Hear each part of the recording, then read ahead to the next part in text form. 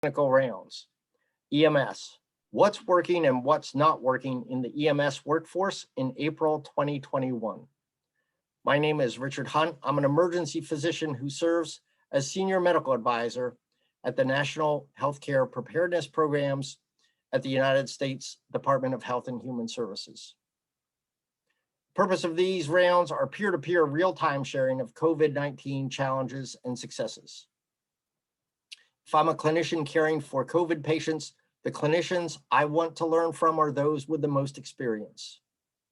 This is a voluntary public-private collaboration, thanks to the multiple professional organizations who have collaborated on these rounds.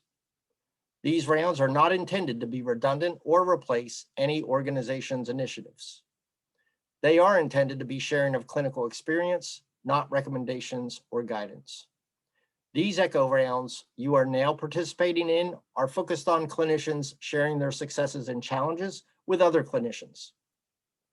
Thanks to the National Emerging Special Pathogen Training and Education Center, NETEC, for their support with these rounds.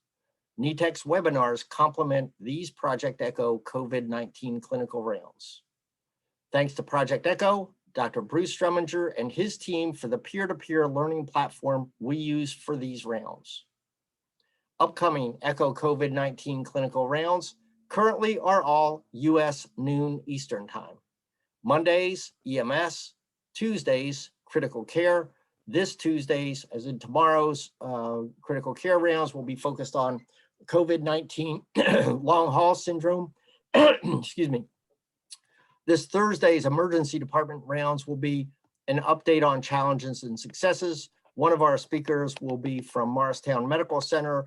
That particular center has cared for over 3,000 COVID patients. The week of April 26th will be COVID-19 clinical rounds on vacation. We'll be taking a break and hope you will use the time you spend on rounds that week to find something joyful that you do and that will support your mental wellness. I'll now turn this over to Dr. Struminger. Thank you, Rick, and welcome everyone. Thanks to all the participants for taking time out to join us and also to our panelists for joining today. Just to run through the usual logistic items, we really appreciate your questions and comments. Please share them with us in the Q&A along the bottom right of the Zoom toolbar. If you have any technical or logistic issues, please mention those in the chat. We'll try to help you out with those. We're recording today's session as we always do, and your attendance is consent to be recorded. Thank you. There is no formal PowerPoint presentation today, so we won't be sharing that, but we will be sharing the recording in a day or two on the Clinical Rounds website, and we'll share a link to that that has the full archive of previous sessions.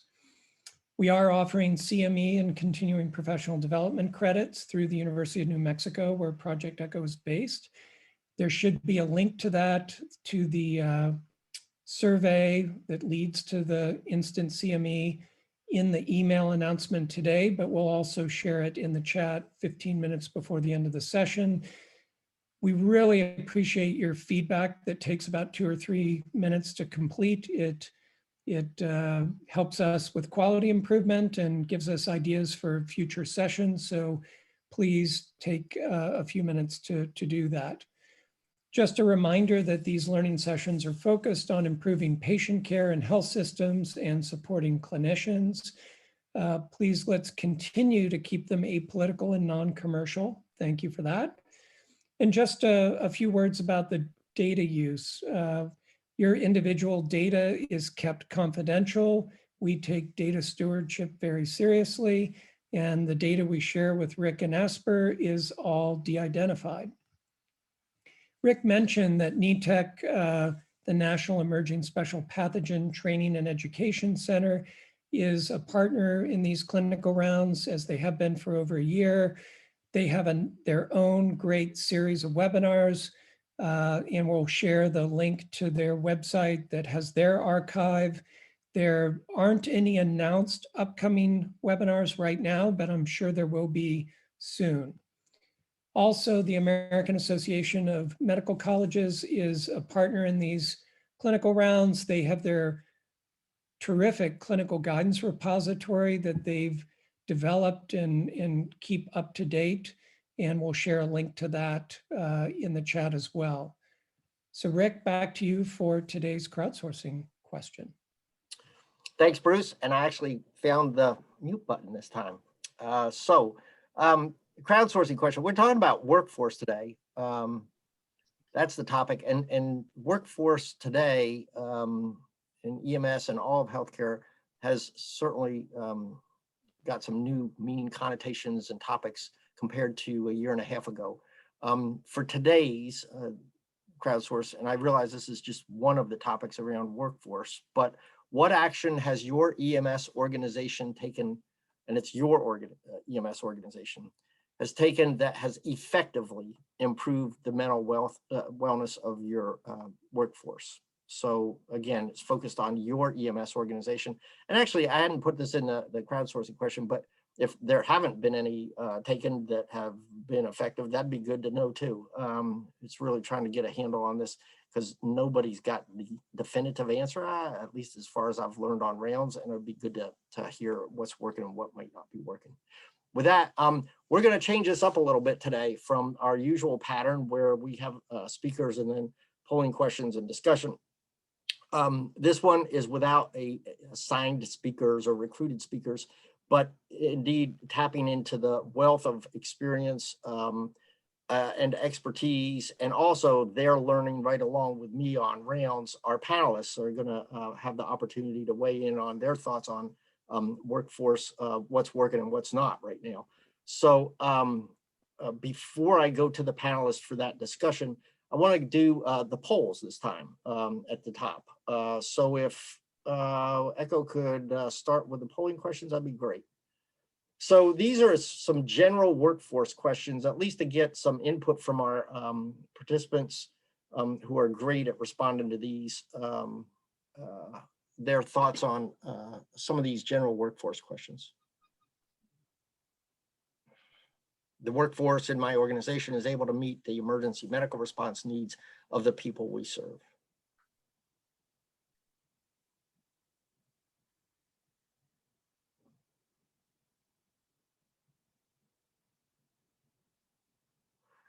I'm looking at the chat while I'm seeing these responses, and already 60% have voted, but seeing the no definitive answer and your current provider was found to be lacking, so you're seeking a new provider, that one, I mean, to me, that in and of itself is recognition that, gosh, okay, what we thought was going to work isn't working, so we're trying something new. To me, that's a little bit of a success right there.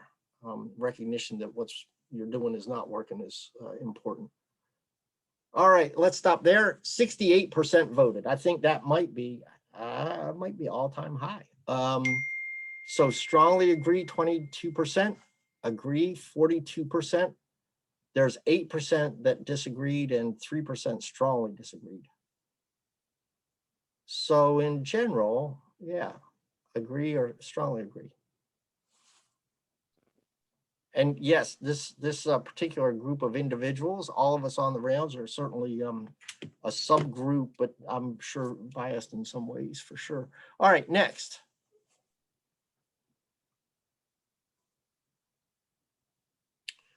Today's EMS workforce in the United States, it's not yours, but the United States EMS workforce is able to meet the emergency medical response needs of the public.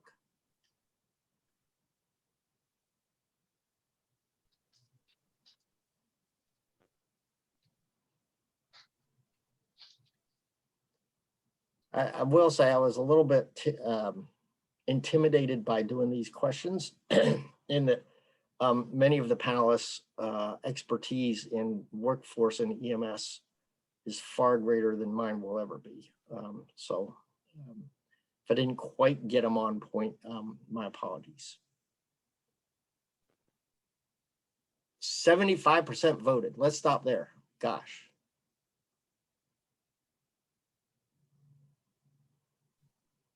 Well, this is interesting. I'll let you take a look at these for yourselves.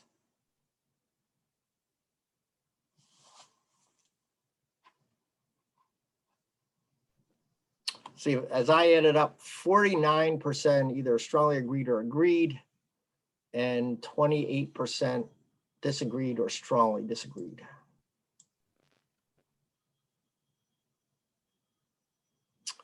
All right, next.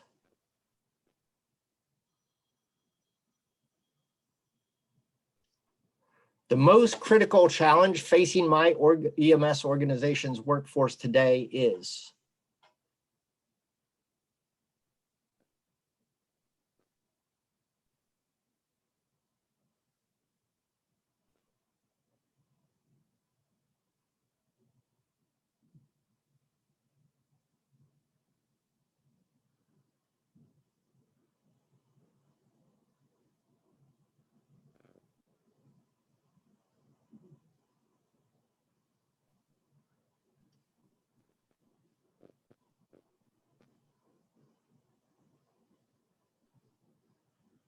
Another 5 seconds. People have really jumped on the polls today. I mean, it's like 47 seconds. We got 71% of you voted. All right, let's stop there.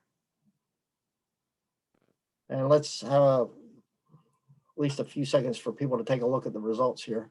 Staffing shortage by, well, yeah, 32% looks like to be the most frequent response, but a scattering of all. Goodness.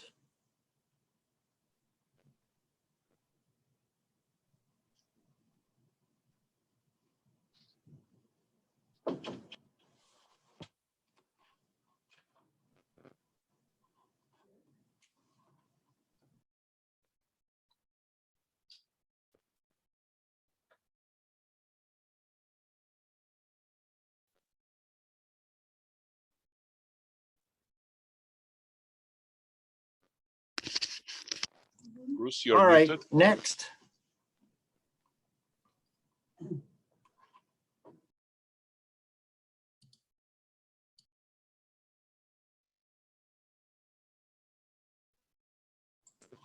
I believe the pandemic has most negatively impacted the workforce of which of the following EMS organizations?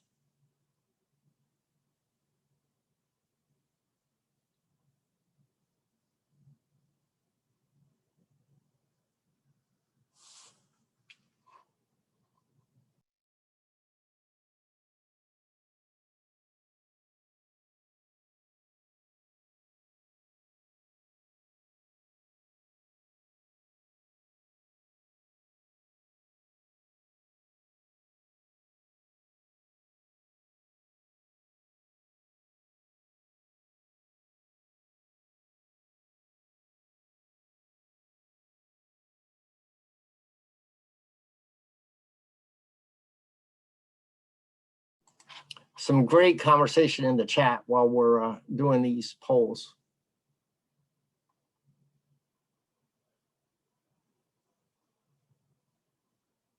It's interesting. I'm taking a look at one of the chat comments about mental wellness and the PPE. Just sort of like frame of reference, we spent a lot of time on PPE early in the pandemic on Rounds, and PPE consistently was the thing that healthcare providers, it didn't matter whether it was EMS or an intensivist at one of the largest institutions in the country, it was like, if you get me the PPE, I'm going to be okay. That was kind of like the concept. And we haven't talked about it for quite some time because it appears like the PPE thing, at least today, doesn't seem to be an issue. I'm generalizing, obviously. So, all right, let's see these results. 75% voted. John, we got more responses to these polling questions than any other in the history of Rounds. Fascinating. So each of you can take a look at that. I had no idea how these responses were going to go, but I clearly, private non-hospital based seems to be the most impacted, negatively impacted by the participants' polling results. All right, next, and I think might be the last one, maybe. I anticipate that in 2022, our region's EMS workforce will be stable, neither stable or unstable or unstable. And by the way, even if you aren't in EMS and you're an ICU doc in North Dakota that hasn't seen outside of the EMS ICU for the past year, you still probably have an opinion about this. So, you know, jumping on this one would be great.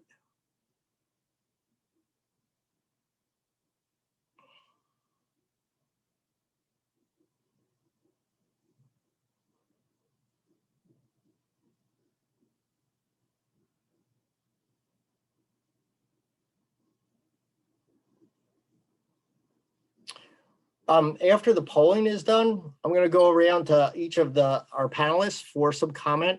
And given we do have our colleague from across the pond in Israel on these rounds, I'm going to turn time to you first for your comment and observations. It'll put us all in an international context that I think is quite honestly pretty healthy. So let's get these results done, and then I'll turn it over to you for some comment. All right, let's stop there. Stable 30%, neither stable or unstable 28%, and unstable 42%.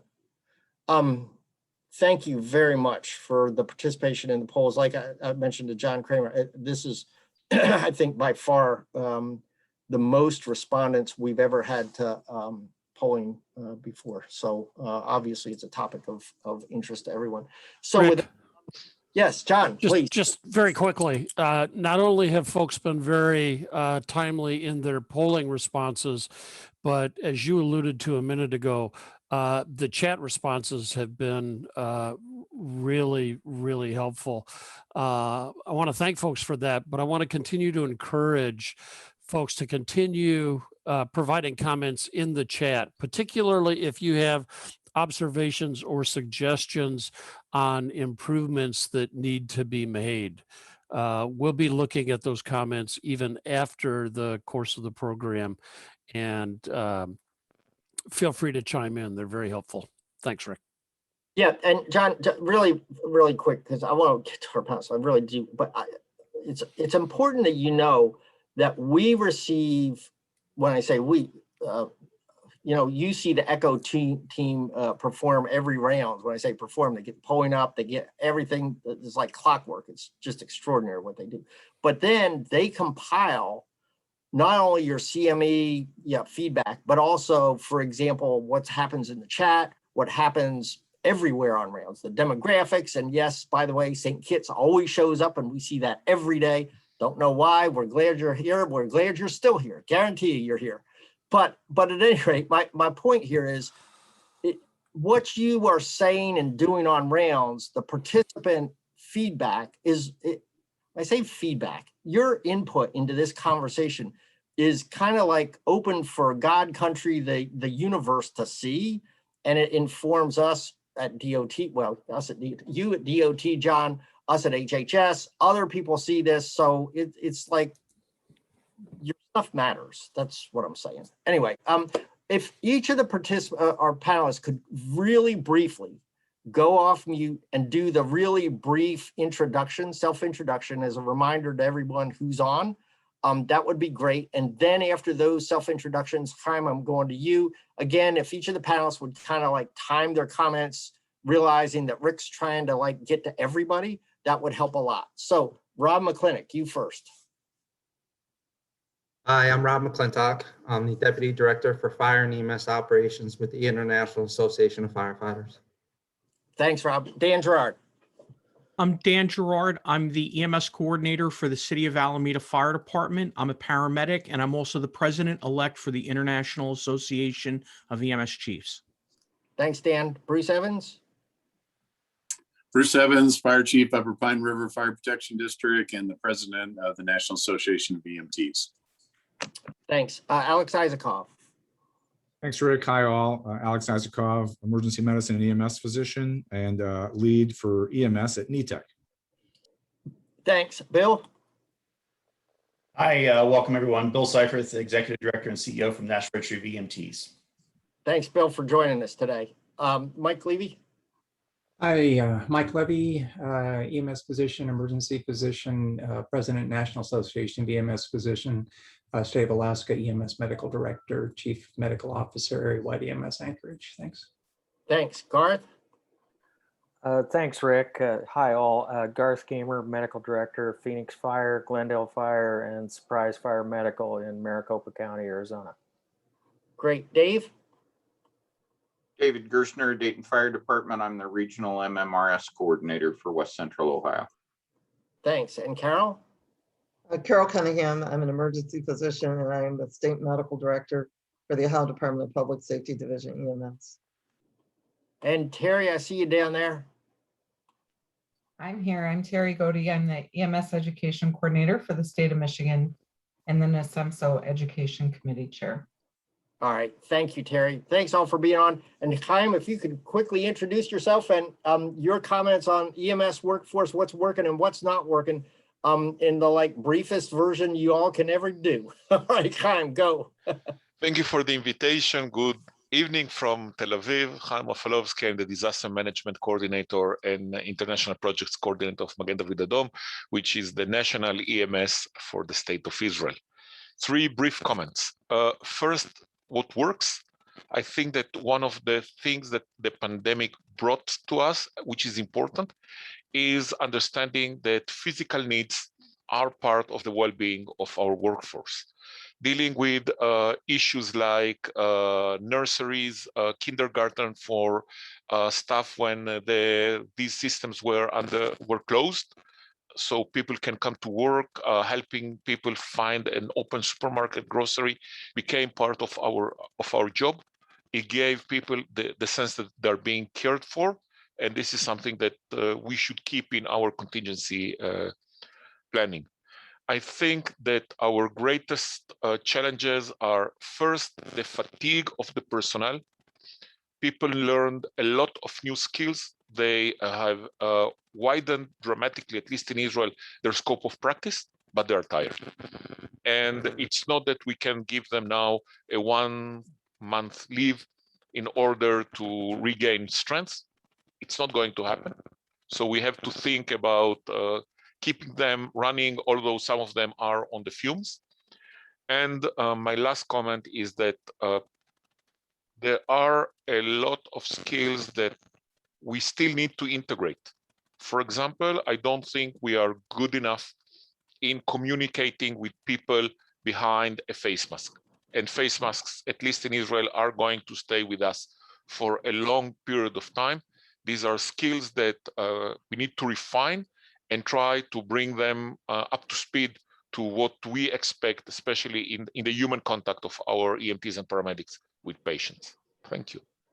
Chaim, the human contact piece, I really, so one of the few times it's really been brought up from, yeah, thank you for bringing it up. It's a big deal. I agree with you. The other is the continuing need to run hard, and yet we've seen people break. And so how do we get our arms around that? I'm going to turn this over to our next panelist. I'm going to call on Carol, please. Thank you, Chaim. Well, certainly, the mental resiliency is taking its toll. And I think that's going to be probably our biggest challenge long term, other than our workforce who have recovered from COVID having long-term effects. There needs to be a significant funding and support, particularly for the volunteer departments, to have resources available. And to get to that, though, we need to have a better data collection system, which comes through CMS, so that when someone is seen for an illness or depression or anxiety, they can actually link it to COVID and not just job stress, because this is a different level than we've ever seen before. Thank you. Thanks, Carol. Really quickly, Carol, what do you think about this? I mean, this relentless is not going away, and our EMS workforce. I mean, you got the answer to this. I mean, I don't know what to do with this. I mean, how you sustain this, because you've taught me probably more than anybody on Rounds about people breaking with this. So we can't let that happen. We can't let that happen. I think that, again, it goes back to, number one, changing the image of stigma in our society, but also we need to change how we train not only EMS workers, but also emergency physicians and everybody, that it's great that people are calling us heroes, but we're human beings at the end of the day. We see things that people aren't supposed to see every day. And we need to make sure that people we probably need more breaks and more vacations than other people. And we also need to have specialized centers and support groups for our community, because I don't think anybody understands us better than ourselves. Yeah, thanks, Carol. Appreciate that. Yeah, we got to keep working this. Garth, please. Well, so, this has all been very difficult, and immediately after the lockdown and so on, everything was pretty just in the EMS world, but worldwide, and quickly we tried to figure out how to instill some optimism in the workforce. And I guess from the time we started, and this all speaks to strong leadership, both in the chains of commands of fire departments and labor leadership, we gave the I'll call them troops. We gave the troops a reason for up with the idea that they were the front lines and they were the most likely resource for a way out of this. And we told them it doesn't happen with providing bad examples for the general public. When you go on call, PPE, you got a mask, you got a effort to communicate with those masks on, and be an example. And this was especially difficult during surges when there was a lot of people out, on the side, and morale was pretty low, but we kept up our training programs. We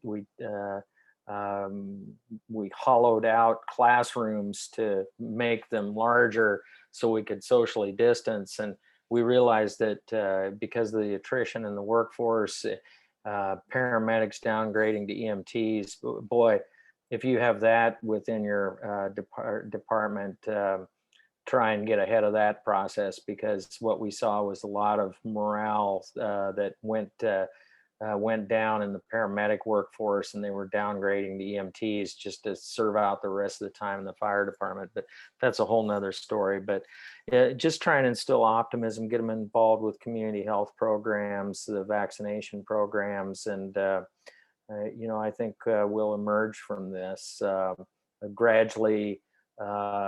Get more face-to-face, in-person meetings, socially distanced, masks if that's what your city requires. And I don't have much else to offer on what to do. This is a tough time. But Garth, actually, Doug Kupas, who couldn't be on here, talked about the vaccination and how his observation was EMS staff involved with that vaccination processes, either administering or whatever, that there was a real sense of optimism that hadn't happened previously. And it seems like that may be some of your experience as well. Yeah, absolutely. I think that when people can get involved with the solution rather than just getting mired down in how bad this is and how hopeless this is, I think that's how you emerge and keep your workforce intact. Yeah, thanks, Garth. Rob McClinic, turning it over to you. Hi, thank you very much. I'd like to start off in kind of in honor of Public Safety Telecommunicators Week, thanking all of our dispatchers. They tend to be forgotten, but we have definitely not forgotten them during this. They too. I'd also like to thank, of course, all of our EMS providers as well for what they're doing and continue to do during this really tough pandemic. I'd like to say, like, early on, we faced so many challenges that we had to overcome and adapt. And thankfully, that's something the EMS world is very good at. We're very good at overcoming and adapting many obstacles.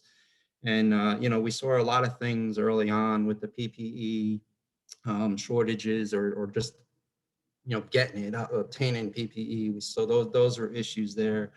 We worked collaboratively with, and I won't steal NREMT's thunder, but we worked collaboratively with them because our concern was, how are we going to turn out paramedics and EMTs and responders during this pandemic if education was going to be shut down?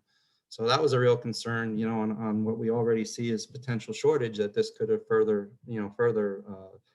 created, more problems in that sense. Also, I think this has given us a great opportunity to work more collaboratively with public health departments, something that we've never done too well in the past. This kind of forced our hand to be a little more in tune and open to working with public health departments. Also, additionally, I think I need to thank all the medical directors that are on this call for all their guidance during these calls. But all of our medical directors in all of our agencies have really stepped up their game during this pandemic to, do some change in protocols, to train us on Zoom or whatever platform that's available. Like I said, we overcome and adapt. And I think we did a really, really good job on that. I thank Dr. Cunningham for her comments on the mental wellness piece. I just can't stress enough how important that is. And it's we see amongst our people a lot of just normal day-to-day stress, and then we throw a pandemic and the fatigue of working in this environment and the exposures. It really drains on them. So I just can't promote that enough. Please take care of yourself and do some really, take care of yourself, and your mental well-being is going to be a really important factor. Some of the things I think that, are really good is, vaccine access turned out pretty positive for the EMS world. We were able to get most people in that tier 1A. If not, they were in tier 1B. And now the vaccine, assisting with vaccine distribution, another huge asset that we were able to assist with. One of the things that we're looking into, and I know Dr. Cunningham also touched on this a little bit, but funding is a huge piece for us to continue to do what we're doing in all aspects. Whether it be PPE, for mental wellness programs, all these things are very important. I think we need to really dive into that funding opportunity. But again, just thank you to all our responders for stepping up and doing what you do all day. Thank you. Thanks, Rob. I really did sort of like pick up on your comments about the the change in the engagement with the EMS medical directors. Forced their hand for sure, but hopefully some of that will carry on. And I'm going to turn it over to Mike Levy, who has a particular viewpoint lens on EMS medical directors and his role within EMSP. So Mike, I'm going to turn it over to you now. Well, thanks. Appreciate all the comments before. It makes it easier for me because you guys have really brought out some really, really important points. I wanted to touch again, maybe real quickly, on the telecommunicators apropos to this week, but also just to stress concerns about what they've been through and are still going through in terms of the new responsibilities of trying to identify a priori people that might have the disease early on, keep providers safe, particularly when we had problems with PPE, and then the stresses of being in the environment that was most likely to cause transmission with people talking in usually pretty closed in spaces. And so I think, again, I can't say too much about what a great group of individuals we're lucky enough to work with, and I hope we can provide the support they need to get through this as well. We don't overlook where they're coming from.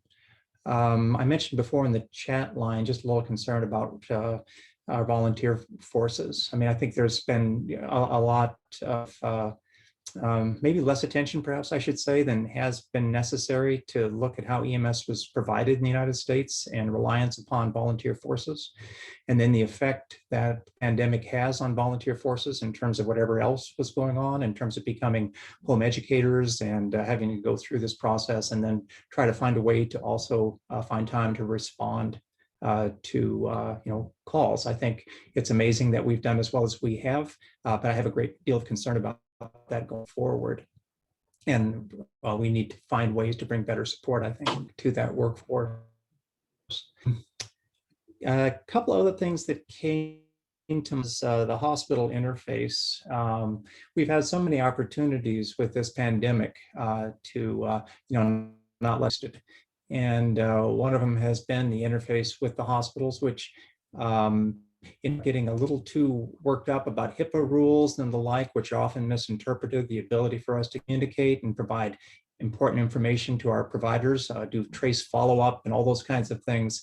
I just hope that we'll be able to continue to leverage that. And beyond that, I think this has been a great opportunity for our colleagues in hospital-based medicine, administrators and elsewhere to just see the breadth of things that EMS can do for a community. We've had an opportunity to basically do a stress test of ET3 type of concepts. I think we've passed pretty well. It'd just be good if we can make sure that the monies that were available to support some of our activities during the pandemic will continue to go through. And then one last thing I want to mention, and then I'll step down from the dais, is the answering to many masters. I think this is a big challenge for us right now. So it's kind of interesting, the transition from this being a medical event to basically being an EOC type of event, whereas many times physicians were drawn in to make decisions about how best to treat issues surrounding the virus. And as this went forward, a lot of people very appropriately who were non-physicians took control of interpreting information from CDC and elsewhere and made rules about how we're going to comport ourselves, which has worked out pretty well. But now as we're trying to see the end of the tunnel, ideas about vaccination, the effect on workforce, when we can start to step back from the level of PPE we've had, and then finding other sorts of things that might make it difficult for us to go down what we might think is a scientific pathway, for example, rules that OSHA might have with regard to masking in workplace, and then local and community rules regarding travel and return to work and those kinds of things, compared to what we might think is a way to improve morale by taking those vaccinated folks and letting them to step back from some of the PPE that may no longer be necessary. So ran on a little longer than maybe I should have. I appreciate the opportunity to let her rip, and thanks so much. Hey, Michael, I've got one question. And a couple of things. If the HIPAA piece that you talked about, man, if people had finally gotten like over the aura of HIPAA, that'd be great. I'm not sure it's going to happen, but I hope so. I mean, I'm right there with you, cheering you on that one. And then the other with the flexibility, adaptability, and doing new different things. That one I've witnessed and learned during rounds as well as a real kind of big win, unanticipated, I think. But thinking about your, I don't know how many hours you've spent in board meetings at AMSP the past year. I don't know how many those are, but is there one particular topic that, you know, when you think about all those meetings that rises to the surface around EMS workforce that you feel comfortable in sharing? Well, I think our biggest concern has been mentioned here already, and that's this growing realization of the toll that our profession takes upon our providers, and the mental wellness and the resiliency. And we talk about it and we recognize it, but I can guarantee you in services I work with, it's extremely variable, the kind of resources that are available to providers, as well as kind of the cultural backdrop against still knowing what we know and yet having the ability to be able to vocalize these or finding a pathway out of, what can be a pretty dark tunnel for some of our people. So I still think those discussions are among the most important, and I think we still have, room to work on that in a big way. Yeah, I absolutely concur with you on that. In that, I think we're like at the stage of going to the first AA meeting and saying, I am an alcoholic. I actually am like concerned about mental wellness, but the solutions are elusive at this point, at least from what I've learned on the realm so far. Again, learning from each of you, not any individual wisdom by a long shot. I'll now turn it over to Terry. Terry, please, your insights. Well, my biggest insight is someone had mentioned earlier that we're used to responding and reacting to something that's already happened. We're also used to being done with it in 15 or 20 minutes. This has been going on for over a year. So the mental stress has been tough on people, shorthanded, working a lot of long hours. And I'm very happy to see this conversation move toward our mental health and mental well-being. And I think for future, the stigma will be gone from that whole mental well-being. And I'm excited for that. So that is my biggest take on this. We're talking about it and we're getting rid of the stigma. Yeah, thank you, Terry. I mean, it's like the key to it's the beginning, It's right. The stigma. Dan Gerard, please. Just a couple of thoughts. I mean, we still have to, the PPE issues, actually predate COVID. And so our supply chains and PPE still needs to be addressed long term. We can't continue to finance EMS using traditional models because they place vulnerable populations, people of color, people that are socially and economically disadvantaged. They place them in danger. And moving forward, we have to go back and look at this. We can't bill our way out of this. And for many EMS organizations, the financial road ahead is going to be pretty difficult here.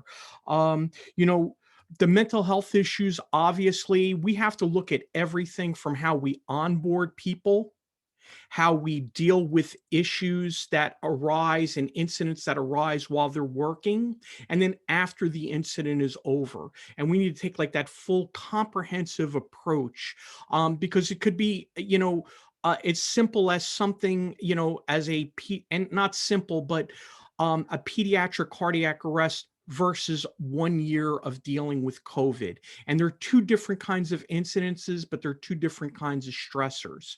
And so, how we deal with that long-term is really important. But I think one of the most heartening things that has come up through Project Echo and the work of everyone done here is no man is an island unto himself. John Donne said that a long time ago. And the long-term lesson from COVID that we should be applying to everything that we do in EMS is that we need more comprehensive, inclusive, robust systems of care, where we tap into the energies and the synergies of our other healthcare professionals. Think about how goofy this got. At one point, we were all competing against one another for PPE, hospitals, long-term care facilities, et cetera. And then, somebody like Megan Rainey, who was like really, really smart, she said, let's crowdsource this. And she said, get us PPE. And, she kind of figured some of this out to help people get PPE. And so, we need to, if we look at anybody that's presented here, anybody that's had a great measure of success has been those systems of care. Great job by everyone. Thanks, Dan. I appreciate that. Yeah, the crowdsource thing. If ever there was a moment for crowdsource success, it was in the pandemic for sure. Bruce, we've learned a ton in crowdsourcing on these rounds. I mean, just extraordinary amount of stuff. Bruce, please. Yeah, so I think one of the things about the workforce and just what's kind of sustained my little small workforce is to be fully engaged in this pandemic. Like, for example, I would tell you that, when we first started seeing sick COVID patients and, the fear was out there, the numbers of deaths were starting to climb. And then the reward that my staff is getting when they vaccinate the public. And, the people that are leaving the vaccine clinics are just so grateful, especially that 70+ crowd was just, really phenomenal people. And so it's kind of like a waking somebody up with D50. You get there and it's kind of a wreck, and then you wake them up and you feed them and you leave them, let them go. Or, we have one cardiac arrest saved that neurologically intact leaves the hospital, and they, that sustains a provider for the next 10 that don't. So I think it's really important that I think there was a lot of missed opportunity for the workforce to get engaged in the other half of that. They were taking the sickest of the sick and then watching, at NEMT, we've got stories back from New Jersey and New York, of guys and crews running, 10 cardiac arrests a day at the height of this thing, or, taking somebody that was talking and then coming back an hour later and see a sheet pulled over them. And I think that those things could easily be offset if you were cycling those crews out to do vaccines, and then, get the ones that they kind of saved essentially with the vaccine, and get that same philosophy from it. And then I think the other thing is just the mentors out there in the field. I had to convey a story. I was kind of shocked. Our neighboring department's medical director, I saw him in the ER the other night, and I was kind of a little dumbfounded why our neighboring department was not really engaged in the vaccine clinics in their area. And this is a fairly new board certified residency trained ER guy who looked at me and said, "Oh, that's not our job. That's public health." And I thought to myself, wow. And I just thought, I thought to myself, geez, I'm thankful I didn't get that guy as the medical director.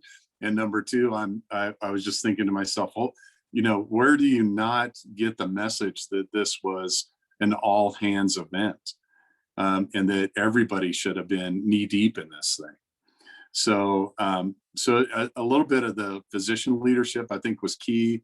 Our medical director, who frankly is a trauma surgeon, not an ER doc, she was right on this. And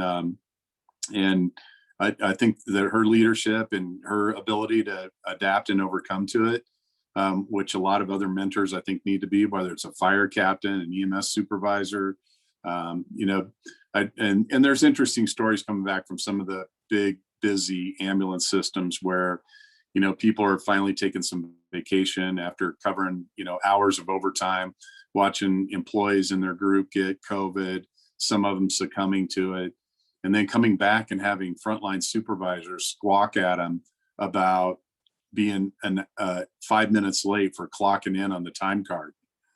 So I think there's, it's stunning that some of the frontline supervisors are still worried about production and not worried about the people. And that is, that's another missed opportunity for our frontline supervisors, who a lot of times are, we put the best clinicians in charge of supervision, and, being a clinician versus being a manager or leader is a totally different skill set. And sometimes, like I said, I heard a story that just sent the social media stuff off the scale at a large metropolitan EMS system after an employee had come back, like I said, from a vacation and was about 5 minutes late clocking in, and a supervisor was on his case. And this was an employee who had been carrying the water for months on overtime and watched a lot of his colleagues wind up getting sick. And as soon as that broke out on social media, man, it was like ripping the Band-Aid off, or somebody that was a hemophiliac. It bled all over that organization. So yeah, I think, like I said, being fully engaged in the process would have, I think, been helpful, because certainly as you do these vaccines, it's an equivalent to a cardiac arrest save, or it's equivalent to waking up a diabetic. And then again, the people are grateful for those services.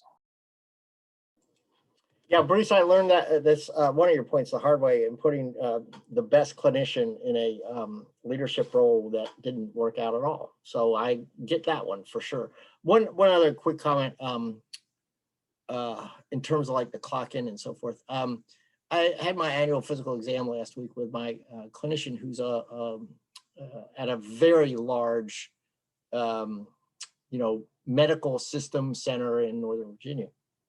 And we were talking about my sort of relentless concern about individual recovery, not just organizational recovery. And it's based on what I've listened to all of you on the rounds and the participants. And he said, yeah, our new CEO has a real new, but I think really important approach. We have no vacations anymore.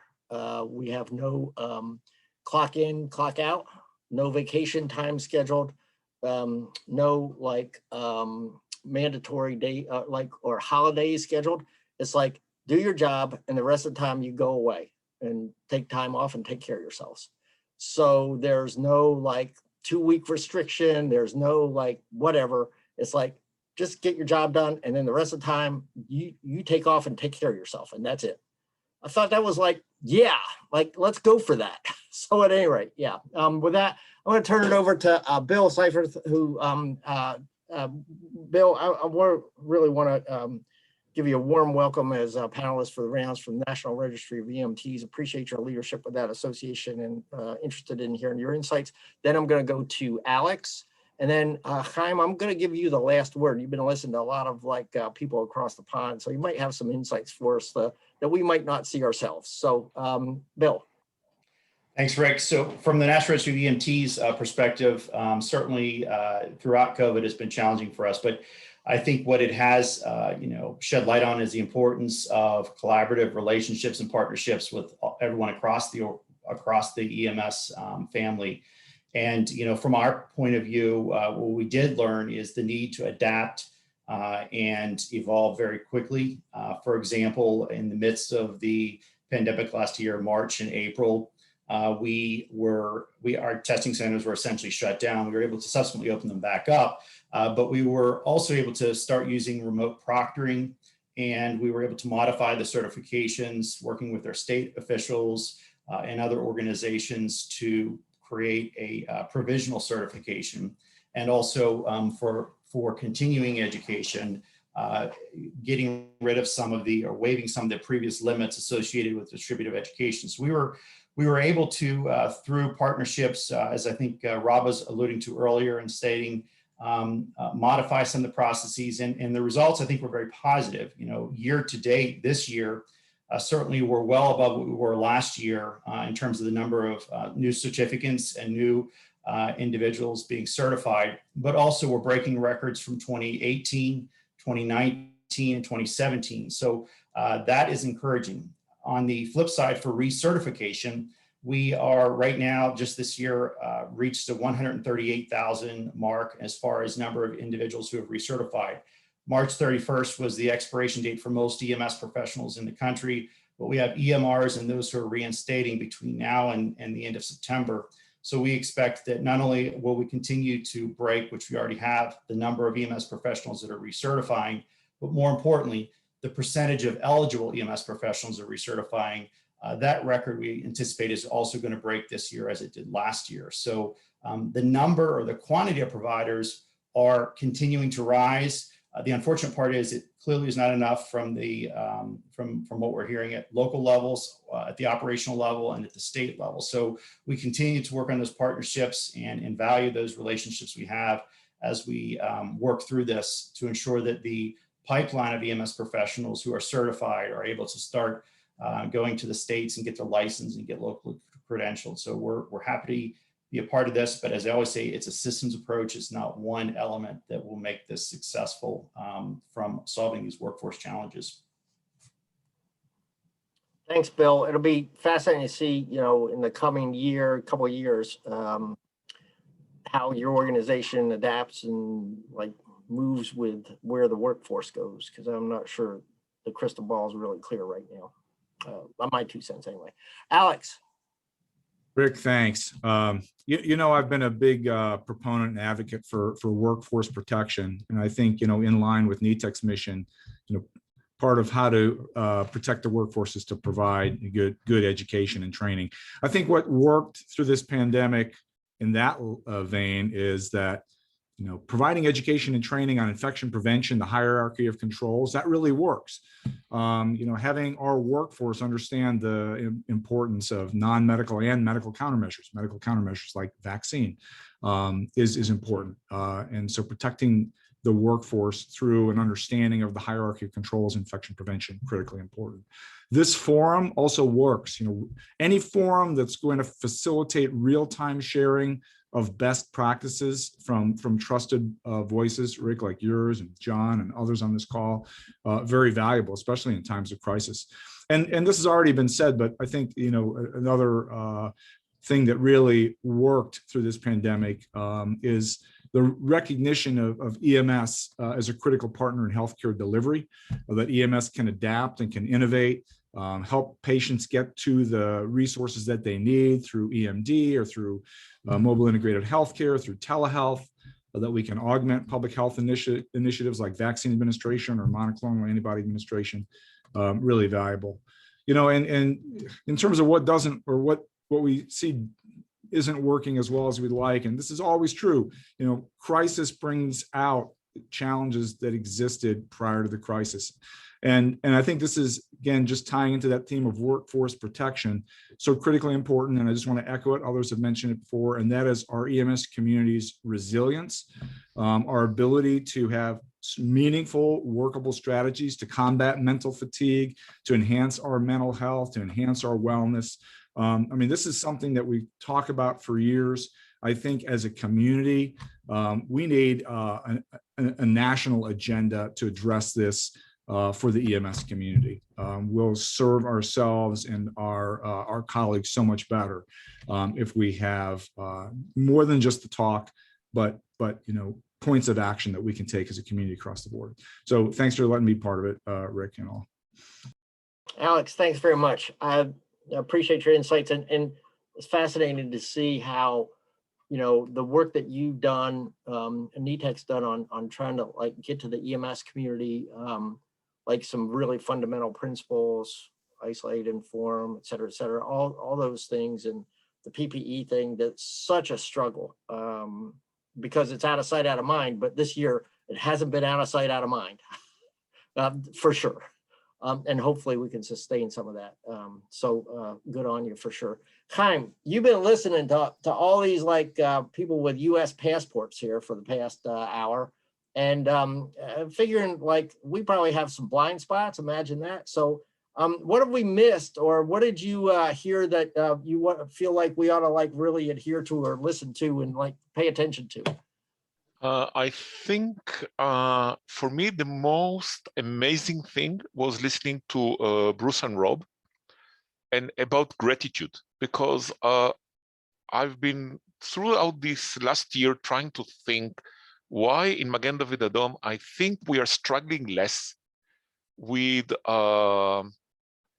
people leaving Magen David Adom. Actually, we have more people coming than we normally have, not people leaving the organization.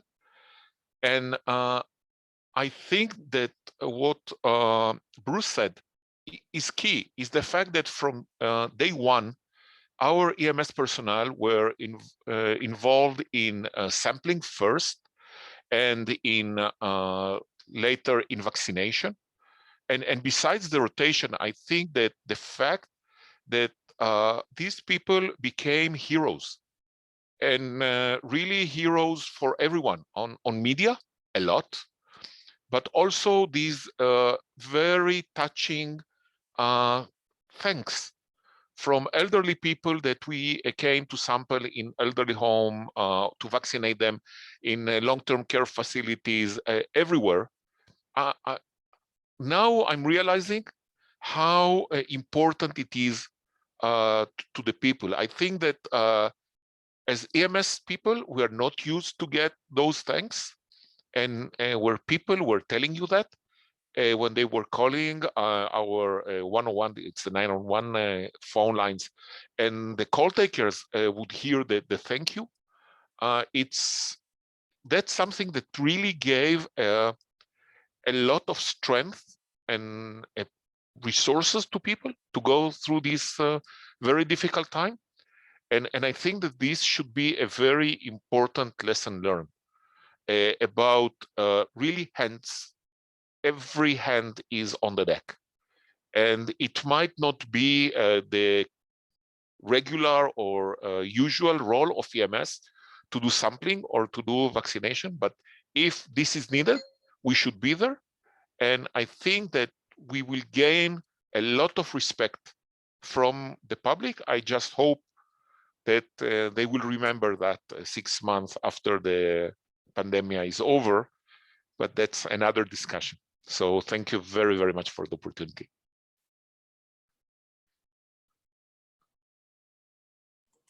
Chaim, it's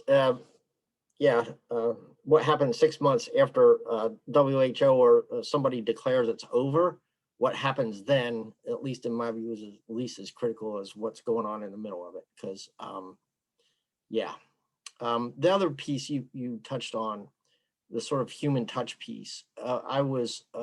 I don't know, Chaim, if you were on the one where we had the education, EMS education, but if you recall, there was I asked about like, okay, so we've got all this virtual teaching now. So what is it that, do you remember this? So this was like last week. I said, so what skill can't you do by virtual stuff effectively? And it was the human touch and the human communication, which is just like, yeah, wow, the humanity piece. And so EMS, we got to take care of ourselves with the humanity piece, but our patients as well. And this has been it's been really, and I mean this sincerely, an honor to listen to each of the panelists.